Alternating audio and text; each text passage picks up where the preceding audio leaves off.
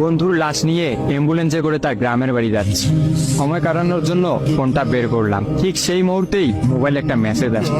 আমার সামনেই আমার প্রিয় বন্ধুটি কফিনের মধ্যে লাশ হয়ে পড়ে আছে। মেসেজ করেছে আমার সেই মৃত ফ্রেন্ডের গার্লফ্রেন্ড অবন্তী। আমি মেসেজগুলো পড়া শুরু করলাম। ফাহাদ, আমাকে মাফ করে দিও।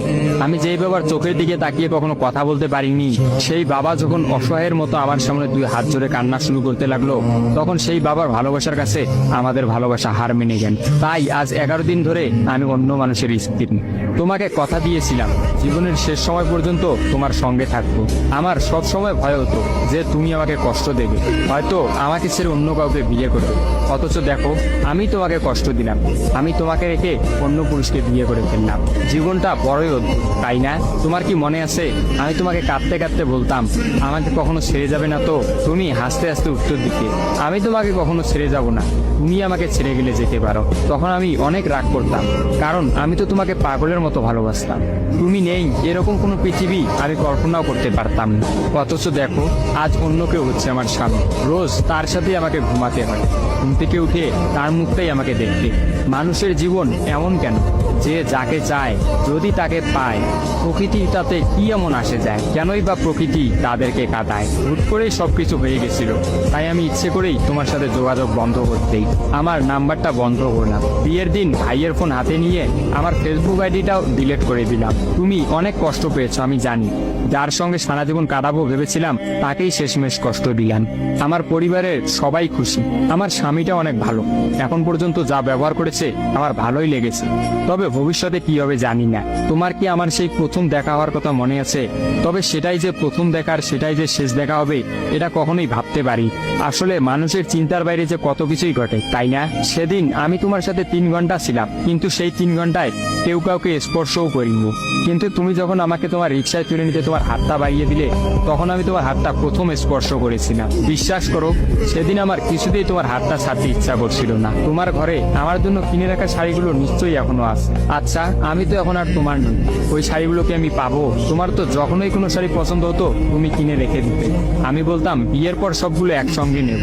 দেখো, আজ আমি বিবাহিত, কিন্তু আমার স্বামী তুমি নও। আমি এমনটা কখনোই চাইনি।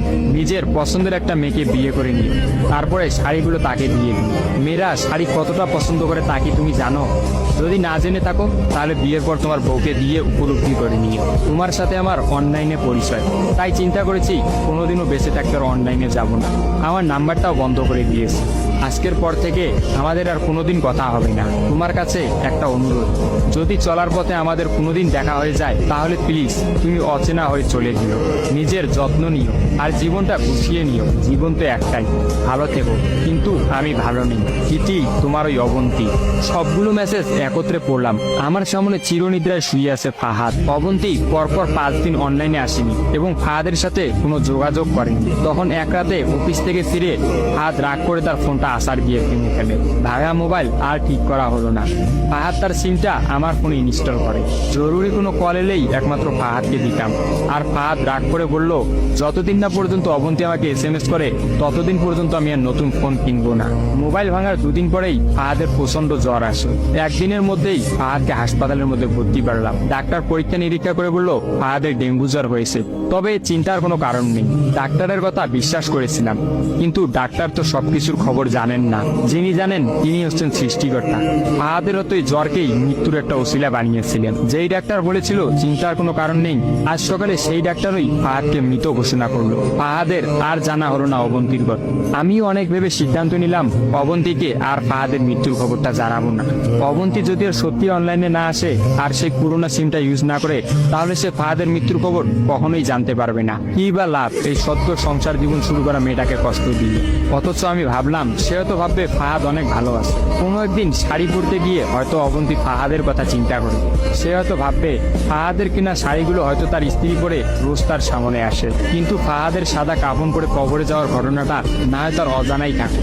আমি ফাহাদের নাম্বার থেকে অবন্তীর ফোনে একটা মেসেজ দিলাম, আমার জন্য ভেবো না, স্বামীর সাথে নিজেকে মানিয়ে নেওয়ার চেষ্টা করো। বিবাহ বন্ধন জীবনের সবচেয়ে বড় একটা বন্ধন।